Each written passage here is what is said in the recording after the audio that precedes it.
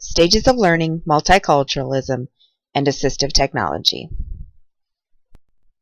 First, we're going to discuss a concept called Johari's window, or stages of learning. This includes 4 stages: unconscious incompetence, conscious incompetence, conscious competence, and unconscious competence. Who exactly is Johari?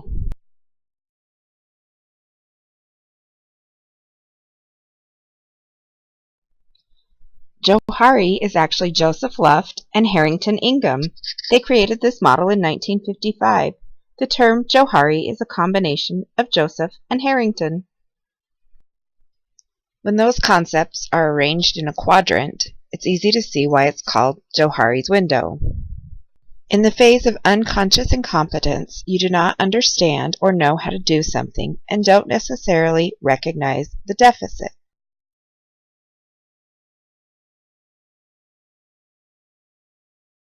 You may deny the usefulness of the skill. You may not recognize your own incompetence and the value of the new skill before moving on to the next stage. The length of time you spend in this stage depends on the motivation to learn a new skill. Understanding multiple means of engagement is critical to the success of moving a learner from this phase to the next phase. Conscious incompetence is when, even though you do not understand or know how to do something, you recognize the deficit, as well as the value of the new skill in addressing the deficit.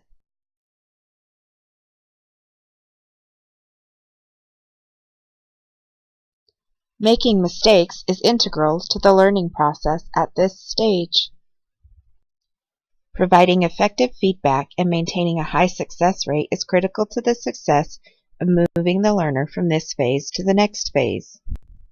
Conscious competence is when you understand or know how to do something.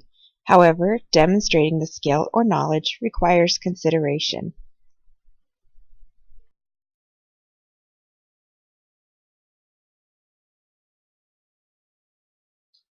The skill may be broken down into steps, and there is heavy conscious involvement in executing the new skill.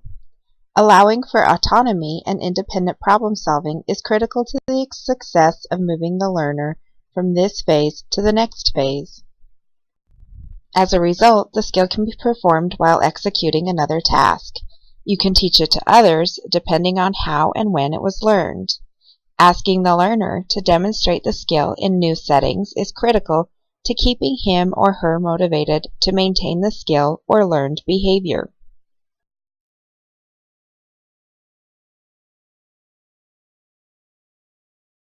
Unconscious competence is when you've had so much practice with a skill that it has become second nature and can be performed easily. Conscious competence of unconscious competence is when you think, I'm so amazing that I know that I don't know that I know. This phase exists for Ron Burgundy, politicians, and narcissists.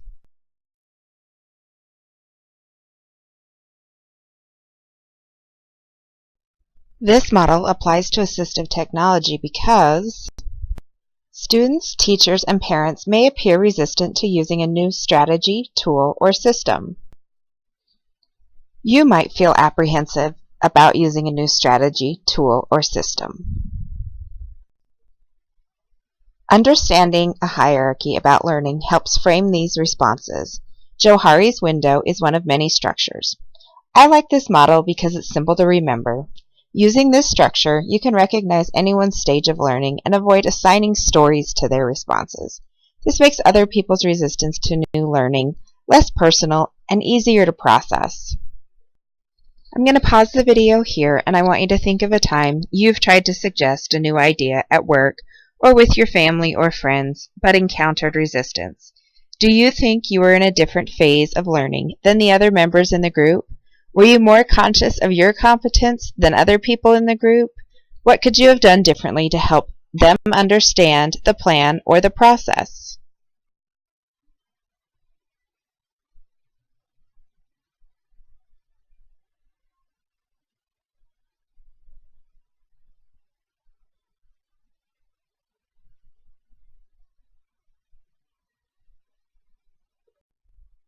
Seriously, did you at least think about it?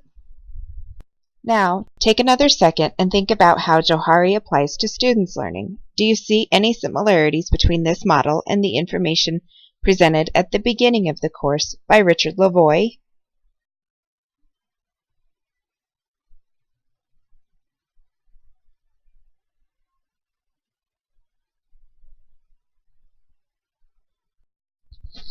Now we're going to shift gears a little bit and talk about assistive technology considerations for users from multicultural backgrounds. Honestly, this is something I never thought about before I started teaching this course, but the Council for Exceptional Children requires this to be discussed in coursework, and I'm so glad it does, because this is such a fascinating topic area, and researching it has become a passion of mine. Formal research in this area is somewhat limited and hasn't been done widely. The small amount of research conducted indicates some different findings for different specific groups. First, African American families were found to be less likely to use assistive technology in public due to a feared stigma. However, I do think this is changing with technology becoming much more mainstream, and mainstream technology being used for assistive technology purposes, like the iPad being used as a communication device. A second study found that Asian American families reported a preference for the AT support to be provided by somebody other than the school personnel. Rather than focusing on specific research, I think it's really important to understand acculturation. Acculturation is the extent to which ethnic cultural minorities participate in cultural traditions, values, assumptions, and practice of the dominant white society. This definition is according to Perret et al. When family members are involved at different stages of acculturation, the selection and implementation of assistive technology devices can be impacted. Here are 5 common types of acculturation: assimilation, integration, separation, marginalization, and transmutation. Assimilation is when one desires minimal or no contact with one's culture of origin, and they keep frequent contact with the host culture. Integration is when one keeps a high involvement with one's culture of origin and, at the same time, has a high involvement with the host culture. Examples include areas with specific communities dedicated to their culture of origin, like Chinatown or Little Havana. Separation is when one maintains a high involvement with the culture of origin, but prefers minimal involvement with the host culture. Examples of this include the Mennonites, the Amish, or people who are homeless and are separated from society because of their lifestyle or status as people who don't have a home. Marginalization is when one desires limited or no contact with either one's culture of origin or one's host culture. Examples include members of extremist groups or people who fear identification by government or other agencies, and people suffering from mental or physical illness. One specific example is when a family is fearing identification by the immigration agencies or deportation. They tend to live a marginalized lifestyle, and this can impact their access to school or other social services and supports because they fear that they may be identified by police or other agencies, and so they may avoid school services because they're afraid that they would be separated or marginalized and deported, so they may resist supports from the school. Transmutation is when one decides to identify with a third culture, which is often a combination of both the culture of origin and a host culture. This can occur when someone marries into or lives with a group from another culture. This can also occur during adolescence or early adulthood, when a person is creating an independent identity. Here are some notes on acculturation. Acculturation does not occur in phases, and it's often not linear, meaning that sometimes students might appear assimilated, and other times students or their families might function more like they are marginalized or separated. Families can also function in different stages of acculturation. Acculturation might vary based on generational status. like first generation parents may be in a separate stage of acculturation than their second generation children. Acculturation can impact attitudes about technology by influencing perceptions toward the role technology plays. For example, does a family have different expectations for care for their student regarding independence? Or are there gender expectations that influence the expectations the family has for their child? One example of the gender roles and expectations is I worked with a student who was in the second grade and he wasn't tying his shoes yet. And I said to the mom that that was pretty atypical, that a student needed to learn to tie his shoes. And she says, not in my family. In my family, that's something that we do for our young boys and young men until they're much, much older. He will learn to do that when he's in the 4th or the 5th grade. His sister is helping him tie his shoes now because that is how we learn and love our men. And that was something that I was taken aback by, and then I realized it was just a cultural difference and not something that was part of the student's disability. When it comes to accessing technology, is it always about culture? Socioeconomic status and economic conditions are very influential, especially when dealing with persons from multicultural backgrounds. The divide between technology users and non-users is more influenced by economic factors than by cultural factors. This is a finding from research and from practical experience. Parental attitudes play a bigger role in the student's use of home computers than the socioeconomic status. First, let's talk about the concept of free. The perception of free services can change for someone who has the following considerations. If you have to take time off work, potentially without pay, to attend evaluations or meetings, does it count as free? What if you have to pay for transportation to and from evaluations, or pay for a translator and their transportation, and pay for additional child care?